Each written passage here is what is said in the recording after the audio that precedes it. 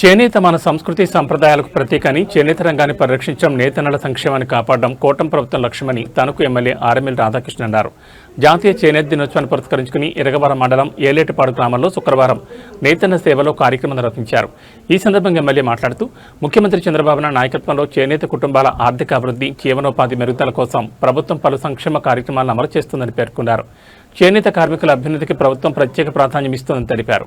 అర్హులైన ప్రతి చేనేత కుటుంబానికి సంవత్సరానికి 25,000 ఆర్థిక సహాయం అందించడంతో పాటు మగ్గం కలిగిన ప్రతి చేనేత కుటుంబానికి ఏడాదికి 200 యూనిట్ల వరకు ఉచిత విద్యుత్ను అందిస్తున్నట్టు చెప్పారు.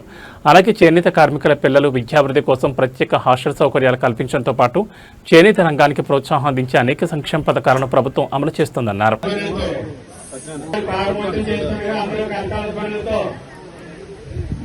స్వాగతం సార్, ప్రత్యేకమైన ధన్యవాదాలు తెలియజేస్తున్నాం. ఈరోజు ఇది పూర్తవడానికి పూర్తి సహకారాన్ని అందించిన గౌరవ శాసనసభ్యుల గారికి స్వాగతం తెలియజేస్తున్నాం. ప్రత్యేకమైనటువంటి ధన్యవాదాలు తెలియజేస్తున్నాం.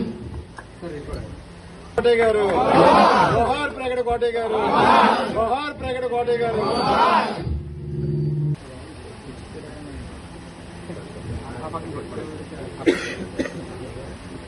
ముందుగా మన చేనేత ఉద్యమానికి బాటలు వేసి చేనేత ఐక్యతని కాపాడే విధంగా, చేనేత వర్గాల హక్కుల్ని కాపాడే విధంగా అనేక కార్యక్రమాలను చేసినటువంటి చేనేత పితామహుడు ప్రగడ కోటయ్య గారికి ఘన నివాళులు అర్పించుకుంటూ వారు ఈరోజు వారి కార్యక్రమాలన్నీ కూడా ప్రభుత్వ పరంగా వారి జయంతిని కూడా అధికారికంగా నిర్వహించే విధంగా గౌరవ ముఖ్యమంత్రి నారా చంద్రబాబు నాయుడు గారు నిర్ణయం తీసుకోవడం జరిగింది.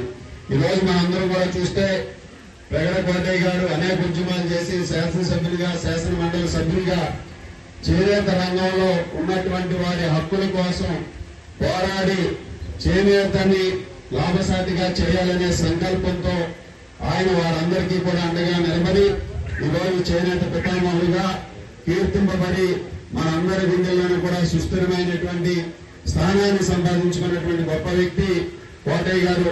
వారి ఆలోచనకు అనుగుణంగా వారు ఏదైతే కలలు కన్నారో చేనేత వర్గాల ఆర్థిక భరోసాను సాధించాలని లక్ష్యంతో గౌరవ ముఖ్యమంత్రి గారు వారి ఆకాంక్షలకు అనుగుణంగా ఈరోజు ప్రభుత్వం అనేక కార్యక్రమాలని చేపట్టడం జరుగుతుంది.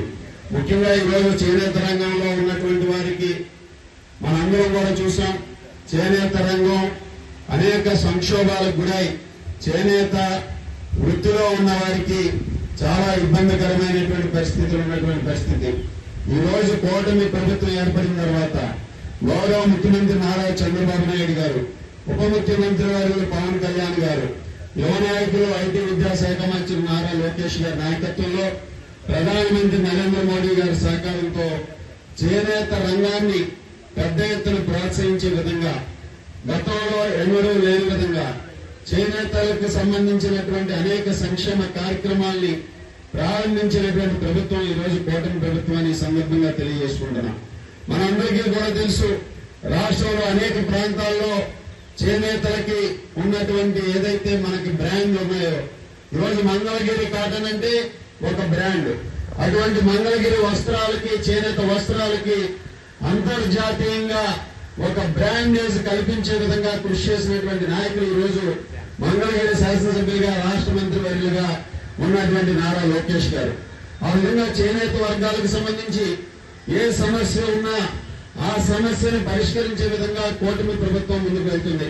మనందరం కూడా చూసామంటే ఈ ప్రభుత్వం వచ్చిన తర్వాత మనకు ఏదైతే నేతన్నలకి సంబంధించి అనేక సమస్యలు ఉన్నాయో ఆ సమస్యలన్నింటినీ కూడా ఈరోజు చేనేత కార్మికుల యొక్క జీవన ప్రమాణాలు మెరుగే విధంగా, చేనేత కుటుంబాలకు ఒక ఆర్థిక భరోసా కల్పించే విధంగా ఈరోజు నేతన్నల సేవల కార్యక్రమాన్ని ప్రారంభించడం జరిగింది.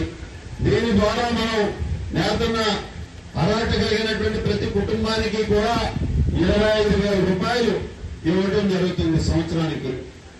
ఆ విధంగా మన రాష్ట్రంలో దాదాపు 72,000 చేనేత కుటుంబాలకు సంబంధించి 179 కోట్ల రూపాయల్ని ఈరోజు ప్రభుత్వం ముఖ్యమంత్రి నారా చంద్రబాబు నాయుడు గారి చేతుల మీదుగా ఆ కుటుంబాలకు ఈరోజు మన చేనేత దినోత్సవ సందర్భంగా కార్యక్రమాన్ని ప్రారంభించి వారి ఖాతాల్లో 25,000 రూపాయలు జమ చేసే విధంగా కూడా ఈరోజు ప్రభుత్వం చేస్తుందని ఈ సందర్భంగా